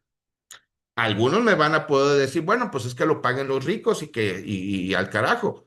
Pues sí, podemos hacer eso. Pero, ¿qué quiere decir esto? Que vamos a tener ciudadanos de primera y ciudadanos de segunda o de tercera en una misma sociedad. Pues eso no se puede tener. Entonces, tenemos que pensar cómo hacer que la tecnología sea accesible a todo mundo y que todo mundo pueda ocupar y tener sus vehículos. ¿Por qué? Porque esos vehículos implica la calidad de vida de las personas que los ocupan. Puedes desplazarte a la escuela, puedes desplazarte a comprarte una nieve, puedes desplazarte a ir a un cine, puedes ir por los tacos a medianoche. Aunque los servicios públicos podrían incrementarse y esa es la correcta que deberíamos tener en el país, hoy día hay muchas zonas dentro de nuestro país, muchas colonias que no podrías tener camiones o peceras porque simplemente las calles no tienen las dimensiones necesarias para que la pecera o el camión pudiese llegar hasta la zona donde estás. La densidad poblacional que tiene México es una de las densidades poblacionales más complicadas que hay en el mundo. ¿Por qué? Porque en muchas partes de Europa la densidad poblacional está concentrada en áreas muy específicas, entonces es muy fácil hacer planeamientos y trazo de rutas. Aquí en México no.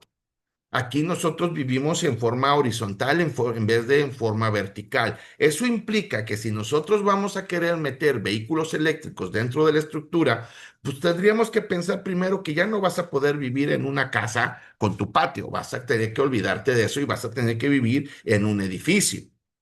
Hoy día, pregúntale a tu mamá, pregúntale a tu abuelita si ellos están dispuestos a cambiar su patio por un pedazo de casa que está suspendido en el aire. La clara respuesta es que yo no me pienso mover de mi casa. Bueno, pues eso implica que si no te mueves de tu casa, no vas a poder tener los beneficios del tema de electromovilidad. Entonces, son impactos sociales y son problemas que tenemos que enfrentar y tenemos que planear para la sociedad moderna de México que tiene que crecer y va a tener que ir progresando poco a poco. Es un tema. El problema es que nos dieron muy poco tiempo para hacerlo, nos dieron 5 años. Y 5 años en temas de movilidad, en temas sociales, realmente es muy, muy, muy, muy, muy poco. Estrategia integral para el futuro, desarrollo de infraestructura, formación y capacitación, coordinación multisectorial, innovación y desarrollo local. Hoy día, las baterías eléctricas, por ejemplo, pues hay que soldarlas, hay que empapelarlas. Es una tecnología que es bastante asequible, pero el tema de electrónica de potencia ya no es tan asequible. Los diseños de semiconductores, de área de potencia, de distribución eléctrica, pues ya no tiene, ya implica un montón de cosas que hace que todo tome otras proporciones económicas, tecnológicas, que hoy día México no está preparado. Bueno, pues con esto, chicos, pues muchísimas gracias y espero que les haya gustado. Estoy para poder platicar con ustedes y poder ampliar los temas que sean de pertinencia.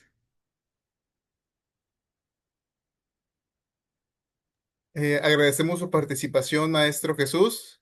Eh, Chicos, compañeros docentes que nos acompañan, esperamos sus preguntas por el chat, o si prefieren hacer el uso de la voz, favor de solicitarlo. Adelante.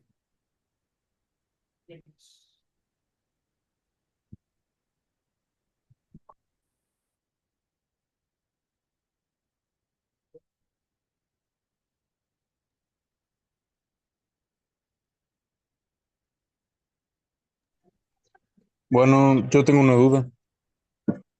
Dígame.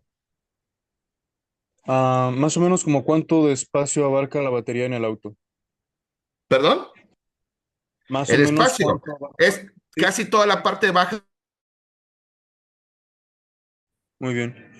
La batería no está dividida en más de una. Sí, son un montón de baterías unidas. Las baterías es una batería aproximadamente del tamaño de una batería AA, un poquito más grande, para que te des una idea, y están unidas y todas electrosoldadas con bandas para poder transmitir la suma total de corriente más la suma de voltaje, y entonces tienes voltajes de 600, 700 1000 volts, en las baterías con una generación eléctrica, pues también de corriente, pues bastante considerable, ¿no? Dependiendo del arreglo. Sí, muy bien. Eh, Todas se cargan al mismo tiempo por un mismo cargador, ¿no? Sí, exacto. Cuando tú cargas, el cargador no ve una, ve todas, ve el paquete. ¿Por qué no lo fabrican de modo que tenga más de una entrada de energía para que pues haga el mismo trabajo pero en menos tiempo? ¿No se Te voy puede? a, no, vamos a ver, eso no se puede hacer. Te voy a tratar de explicar algo eh, de tema de ingeniería. Ujú. Para tú cargar una batería, tú la necesitas cargar a un voltaje más alto de su capacidad nominal, para que la corriente eléctrica fluya desde el punto de carga hacia la batería.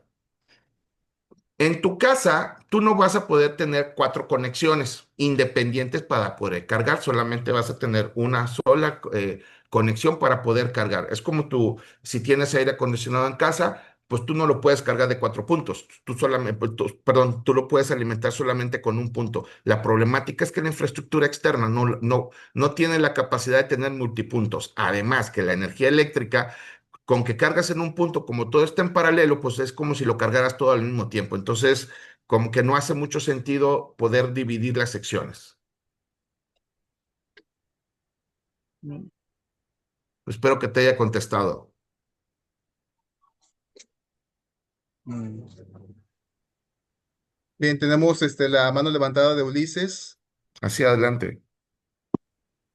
Hola, muy buenos días. Buenos días. Este, bueno, mi pregunta, pues me surge si no sería más factible, bueno, hay vehículos ahorita que llevan por dentro un motor de combustión interna y cargan su batería al momento. Esto, pues, la verdad a mí se me hace como que más sencillo para evitar meter tanto mano en la infraestructura eléctrica, pues ya que me imagino que sería algo muy caro, pues como usted menciona, hay que hacer nuevas plantas para la generación de energía, además de las líneas de conducción. Sí, acabas de decir una de las grandes preguntas de que por qué no se manejan los sistemas híbridos. Lo que pasa es que los sistemas híbridos implican otro montón de cuestiones de costos de producción que vaya, te lo voy a tratar de explicar así. El problema no es la carrocería para temas de contaminantes. El problema que existe hoy día es el motor de combustión. Lo que se quiere eliminar del proceso de transporte que involucra alrededor del 30% de la contaminación del mundo es el motor de combustión. Ese es el verdadero problema. O sea, el problema es que se quiere limitar el motor de combustión.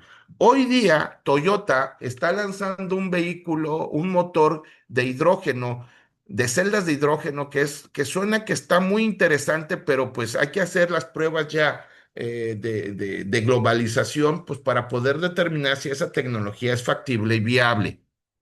Recordemos que aquí estamos hablando de dinero. O sea, la realidad es que esto no tiene que ver con conciencia social. Tiene que ver única y exclusivamente con eh, recursos económicos para el día de mañana, tanto de familias como el día de mañana de naciones y eh, condiciones ambientales globales. ¿Vale? Y muchas gracias. Nada.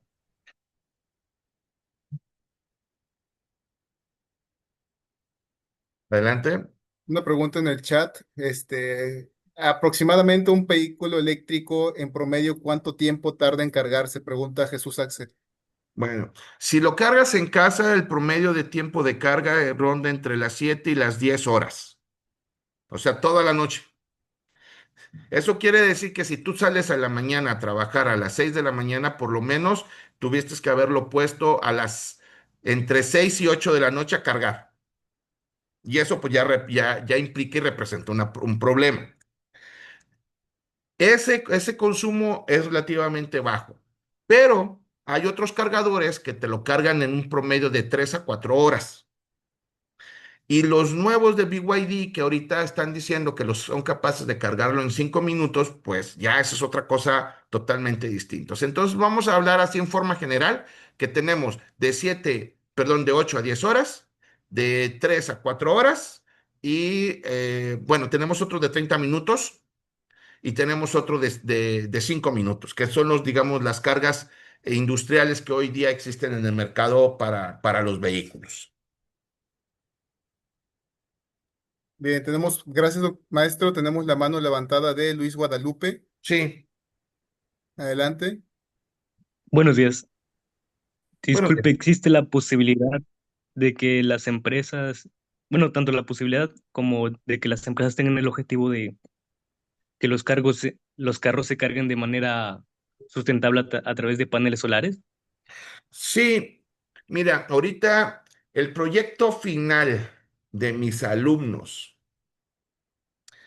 de noveno semestre es todo un sistema de potencia, el cual tiene incluido 6 cargadores eléctricos para vehículos para carga de 3 horas. Se calculó el sistema y andan rondando los 2000 paneles. Fíjate bien, 2000 paneles. Cada panel solar ronda alrededor de 2,5 a 3 metros cuadrados de espacio. Son 2000, estamos hablando, pues imagínate la cantidad de metros cuadrados. Para una autonomía de 5 horas de carga. Eso quiere decir que solamente podrían todos esos paneles juntos cargar 6 vehículos. Entonces, como que sí es una buena estrategia, sí mejora las condiciones, sí reduce los consumos eléctricos y tienes un montón de beneficios, pero implican espacios muy, muy, muy grandes. ¿Vale? Entonces, esa es la problemática que ahorita tenemos. O sea, estamos hablando de espacios, estamos hablando de un montón de parámetros que no estamos considerando. Y si quieres poner esa cantidad de paneles, pues no los podemos poner encima de tu casa. Tenemos que hacer estructuras, necesitamos hacer estacionamientos con techados, pero no serían láminas, tendrían que ser sumamente puros paneles fotovoltaicos, infraestructura eléctrica, o sea, hay un montón de requerimientos para poder conseguir hacer eso. Muchas gracias. Nada. Bien, por ahí una última pregunta. Eh, en cuanto a carga de vehículo, preguntan un costo aproximado por cargar un automóvil, maestro.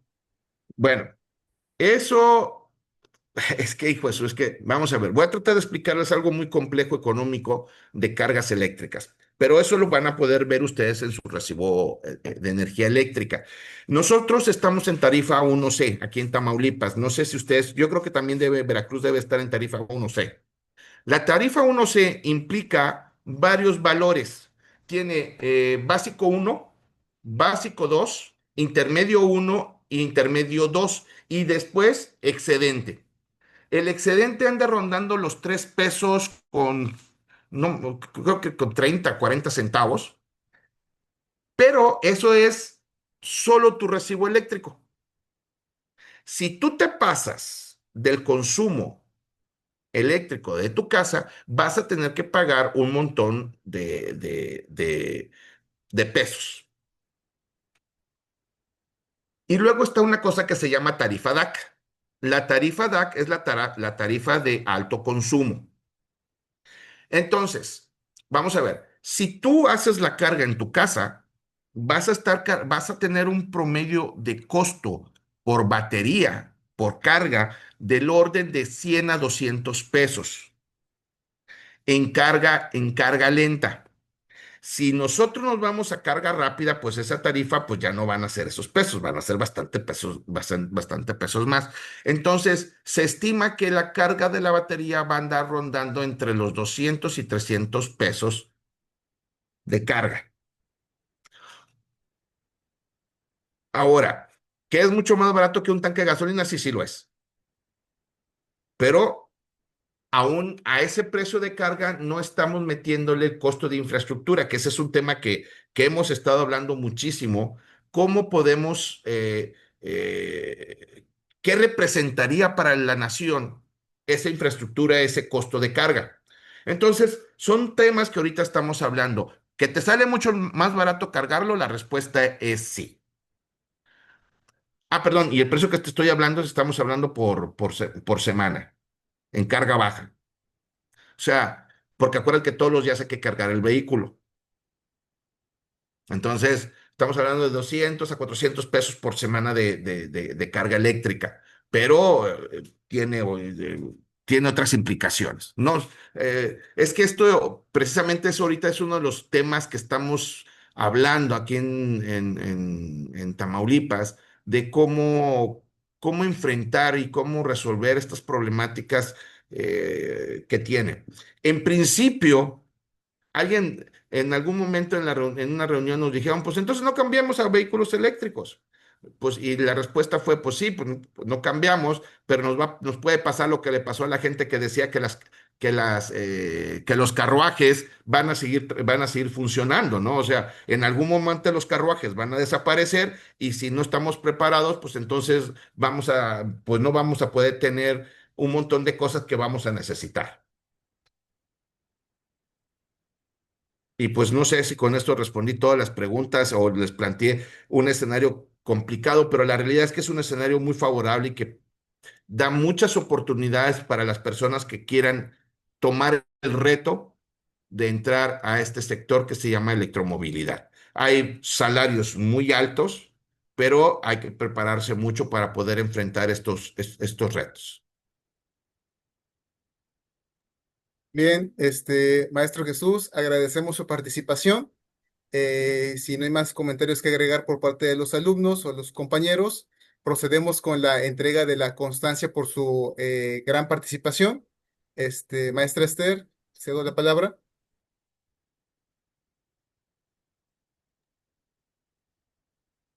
Muchas gracias, maestro Jesús David, por su interesante charla. Sin duda alguna, es un tema muy actual, ¿verdad? Que tiene como objetivo contribuir al cuidado del medio ambiente. No cabe duda que, bueno, pues, como dice su tema, ¿verdad? Es un gran reto ahorita. Es un proyecto en el cual nuestros ingenieros ambientales que están en formación, ¿verdad? Tienen ahí el trabajo y la oportunidad de desarrollo profesional. Entonces, pues yo pienso que hay que aprovechar mucho esa oportunidad, jóvenes. Y bueno, pues agradecemos mucho su tema de gran interés. Entonces vamos a entregar la constancia por parte de la maestra Blanca Olivia Vite del Ángel. Adelante, maestra. Hola, muy buenas tardes. El Buenas Instituto tardes. Tecnológico Superior de Álamo Temapache otorga la presente constancia al maestro Jesús David Burgos Quirós por haber participado con la conferencia titulada Retos de la electromovilidad en México en el ciclo de conferencias por el marco del Día Mundial del Medio Ambiente, efectuado el 5 de junio del 2025 en la sala virtual del ITSAT. Firma el doctor Irán Alejandro Gual Martínez, director académico, y el doctor Gilberto de Jesús Corroferia, director general del Instituto Tecnológico Superior de Álamo Temapache. Agradezco enormemente su participación, maestro Jesús. Pues estaremos haciendo llegar su reconocimiento, maestro, y nuevamente muchas gracias. Jóvenes, muchas gracias por su valiosa participación en este evento, que sin duda alguna, ¿verdad?, dio mucho realce.